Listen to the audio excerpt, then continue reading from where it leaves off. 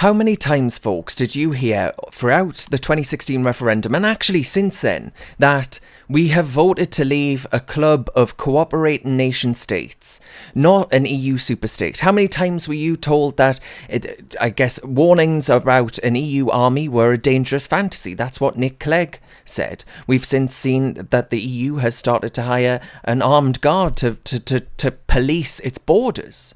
It is making moves in that direction. We were told that the EU, with its own flag, its own currency, its own courts, its own parliament, we're told that it didn't have aspirations of being a unified nation state, a single United States of Europe.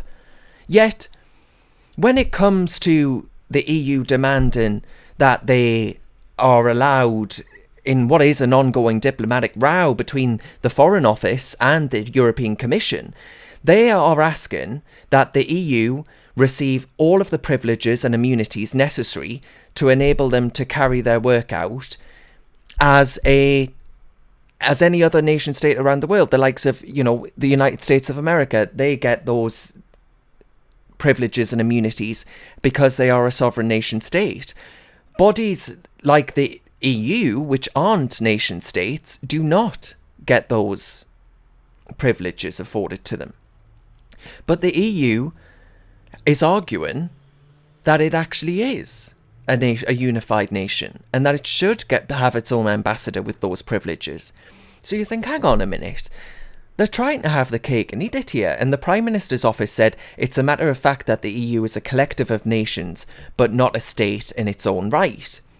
And the European Commission pointed out that it has 143 delegations around the world, and without exception, all of those have accepted to grant these delegations and their staff a status equivalent to that of diplomatic missions elsewhere.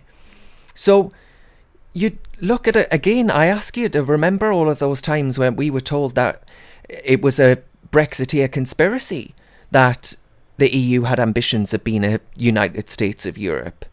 Yep, so why then are they making demands to be treated by the UK as any other independent nation state around the world?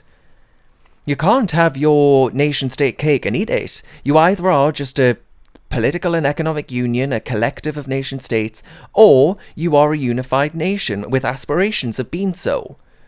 It does, for me, folks, just unmask many of the sort of inherent hypocrisies that were evidenced throughout the Remainers' arguments.